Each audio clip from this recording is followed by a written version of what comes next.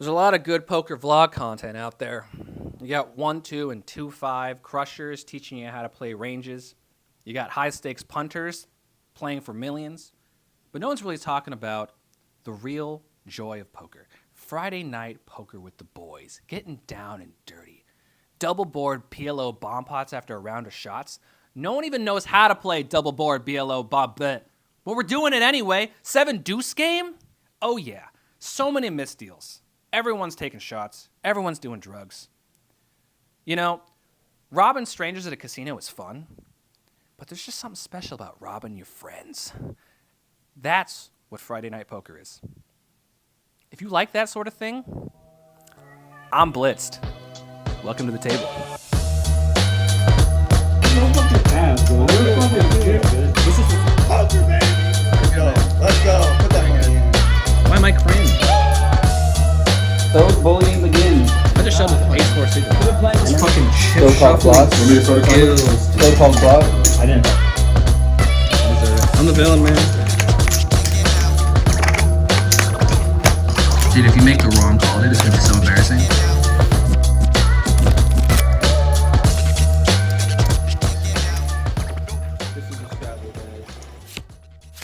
Hello, ladies and gentlemen. Welcome to the first episode of the Blitzed Bankroll Poker Vlog.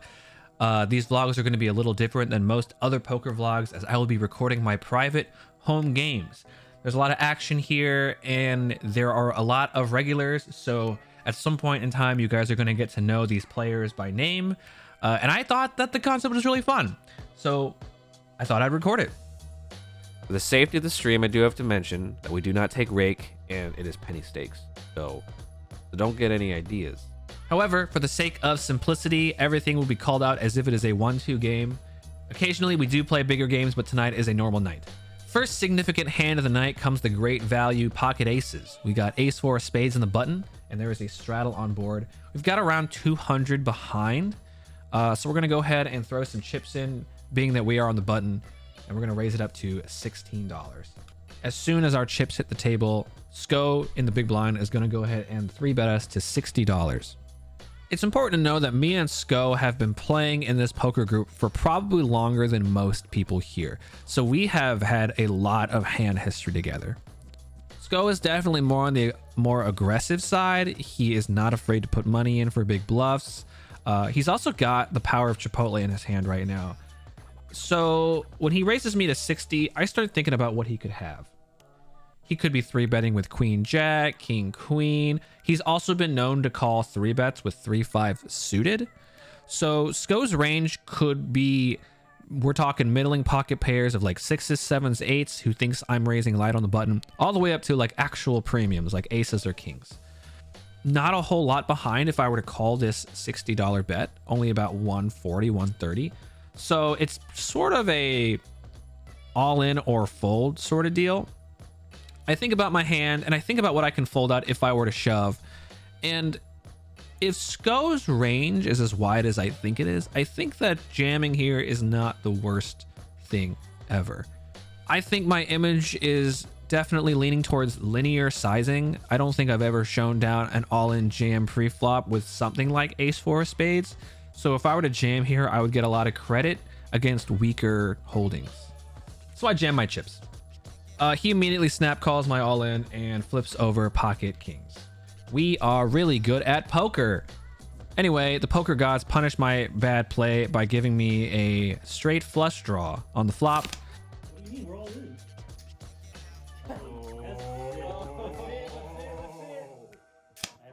And we turn the flush on the turn. Poker is a high skill game, y'all. For this next hand, we are playing a double board PLO bomb pot. I look down at 9-4-3-4 rainbow. Top board comes 7 king 9 with 2 hearts, and the bottom board comes ace 4 queen rainbow. So we have bottom set on the bottom board and a 9 on the second board. I think my hand is sort of in that weird marginal spot where I likely have the best hand on the bottom for now, but it's pretty vulnerable, and I obviously am losing the top board. So it checks to Tyler, who's holding his cards like he's playing Magic the Gathering, and he goes ahead and throws out a bet of $25. Folds to me in middle position and with bottom set on a bottom board. I'm not going anywhere yet, so I put in the call. Josh in the small blind also makes the call, and so does John. Turn is a 10 of diamonds on the top and an ace of spades on the bottom, so we improve to a boat. However, anyone with ace queen now beats us, which isn't looking great, and we still have pretty much hot dookie on the top board. Josh checks again, and John this time goes ahead and decides to lead for $30, which is kind of confusing to me. If you're leading out and not checking in flow, you should be representing strength, but this bet is so tiny that it's really representing weakness. John is a newer player at this table, so I'm not 100% sure how he plays, but based on this bet size, I'm assuming that he's not aware of betting relative to pot. Either way, this bet doesn't really telegraph anything, and for that price, I am not folding. Tyler goes ahead and makes the call, I make the call, and so does Sko. The river is a 10 of hearts on the top and a 2 of spades on the bottom. Doesn't really matter to us what the card was on the bottom, and we don't improve on the top. So we're just assuming that we either are chopping or we're getting scooped. John leads again this time for $50 into the $300 pot now, and Tyler goes ahead and jams over the top for 101. At this point, it's way too cheap. If you got me beat, if you got ace queen, or if you got pocket aces somehow here, I'm going to pay you the extra 101. I make the call. Josh gets out of the way, and John makes the call as well for like 50 more. I announce that I have bottom boat. Tyler announces trips on the top and trips on the bottom. And it looks like we're chopping John's money. But then someone comes out and says, wait a minute, John has a straight. And he, in fact, does have a straight. So we chop Tyler's money. I might have to color up your whites in a bit. I was looking around and I saw somebody's got the fucking twin towers. The next hand of the night, we look down at the twin towers. Let's see if we can hit. Fold around to me in the middle position. I throw $10 into the mix, and it folds around to Sko, who goes ahead and call. Is it a raise? Is he raises?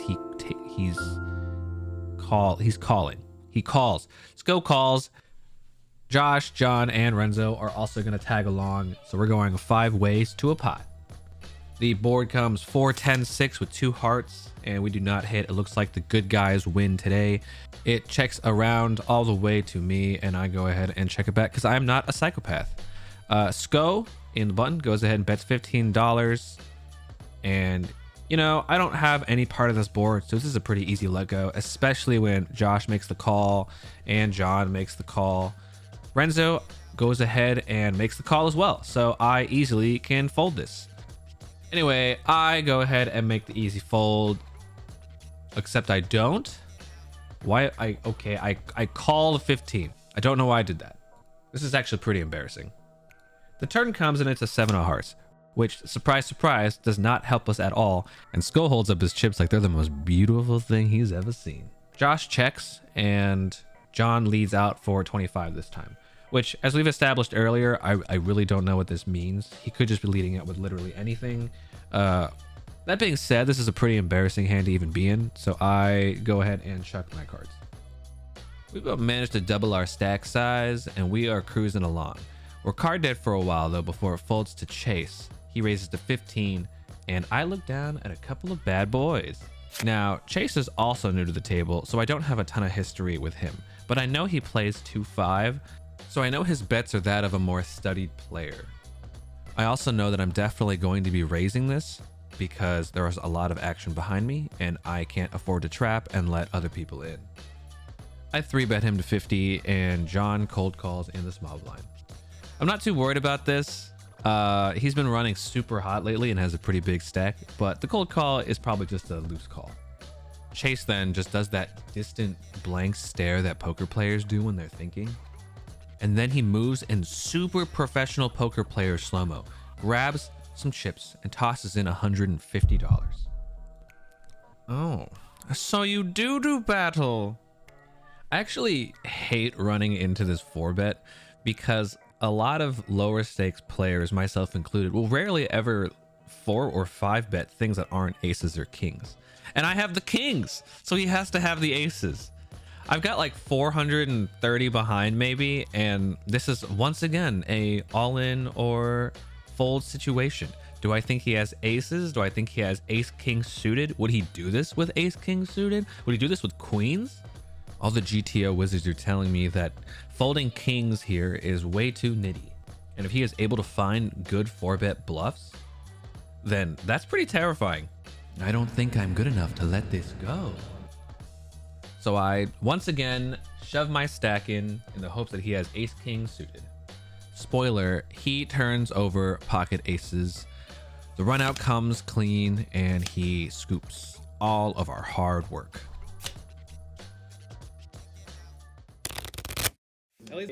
Well, all the people are gone now. The fans.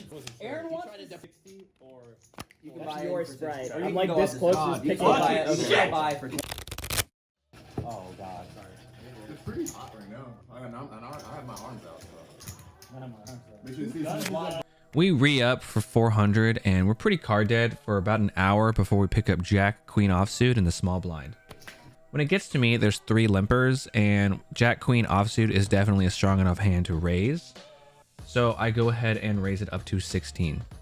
In hindsight, I feel like this raise should have been bigger considering this table is pretty call heavy and I am out of position for the rest of the game. If you look really closely, you can see me getting punished in real time as Aaron to my left makes the call and all of the limpers make the call as well. I cannot wait to hit top pair and then get set mined for all my money. There is about $80 in the pot and we go to a flop which is 2-5-4 with 2 hearts and a spade, so we completely whiff. I check because I'm out of position and John comes out and leads for $15.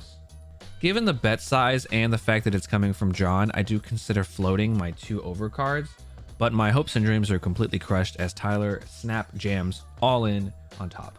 Renzo folds and Chase cold calls the jam. Nothing to do but fold here.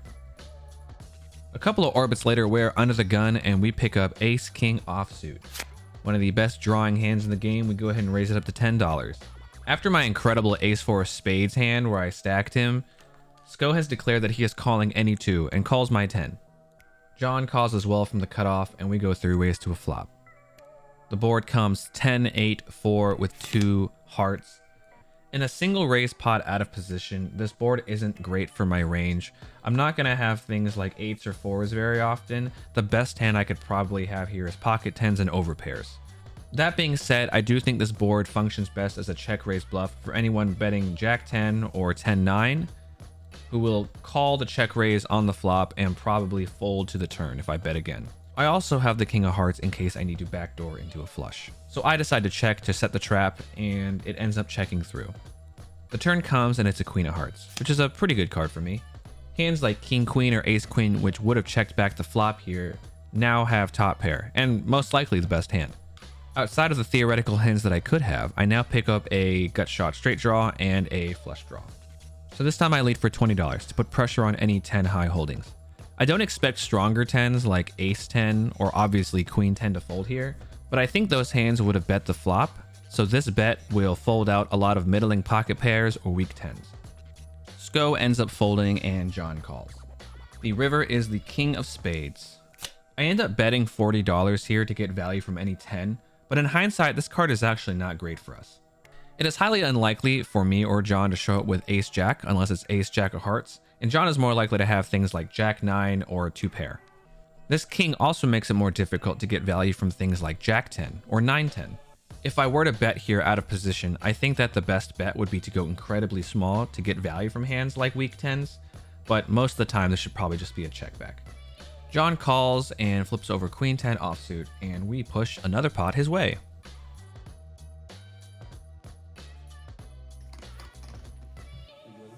For this next hand, we pick up ace 7 suited. It's not rocket science, we raise it up to $10.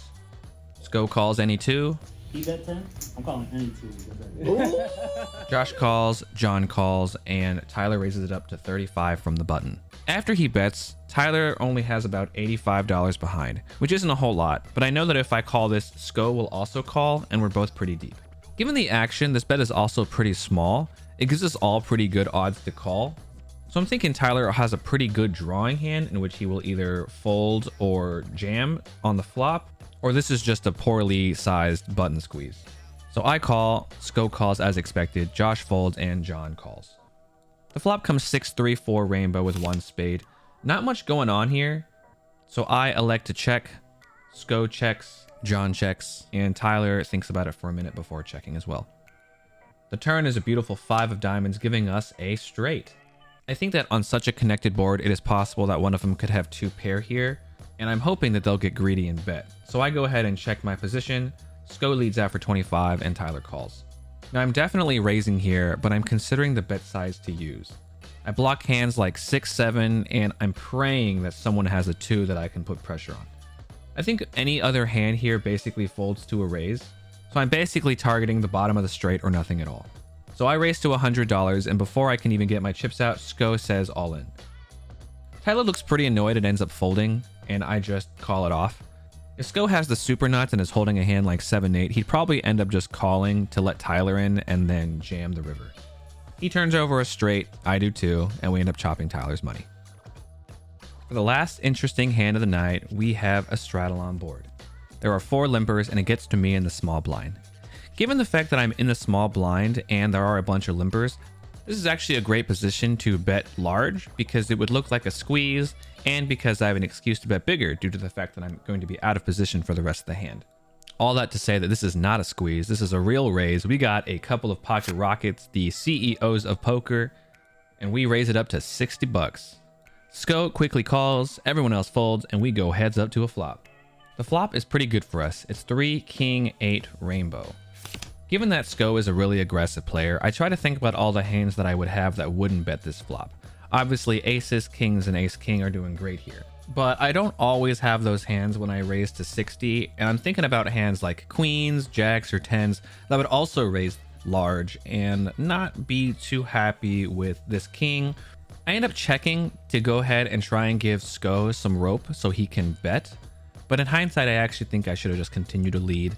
This king is good for my range, but oftentimes I will also miss. And if I did have a hand like queens or jacks or 10s, I'd probably want to lead out small here.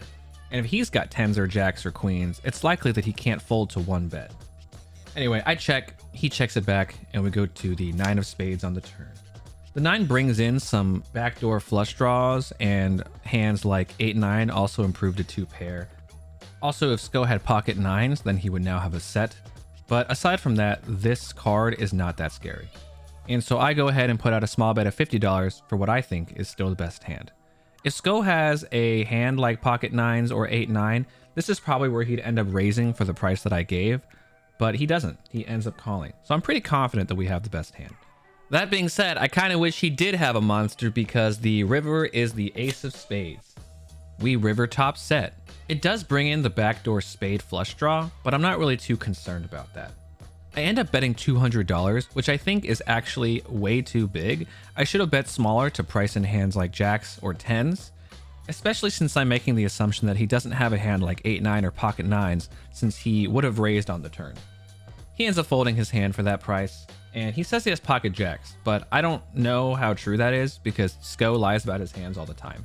If I could run it back, I probably should have bet the flop, checked the turn, and bet the river again, and I would have at least gotten 2 streets of value. I gotta say, analyzing my hands in these poker vlogs has been very humbling. I tend to think of myself as a pretty decent player, but reviewing my own hands makes me want to throw up. There weren't a whole lot of other interesting hands this session, and I'm still getting used to the whole vlogging thing, so some stuff I just didn't write down. If you're interested in following my broke-ass poker journey, feel free to like and subscribe. Maybe I'll have enough money in my bankroll to play bigger stakes someday. Anyway, thanks for watching. I'm a super broke kid with nothing but rich friends. Super broke kid with nothing but loose ends. This money come and go, but these words gon' live forever. This money come and go, but these words gon' live forever. Just a super broke kid with nothing but rich friends. My boy just bought a yacht today, I barely pay my rent. Like how I'm not gon' get it when everyone around me got it. Like how I'm not gon' get it when everyone around me got it. We still higher than United, only with the finest, and they grin me like the pilot, cause they see me about to take off. You know, you got that tight guy, that rag, and then that racist guy.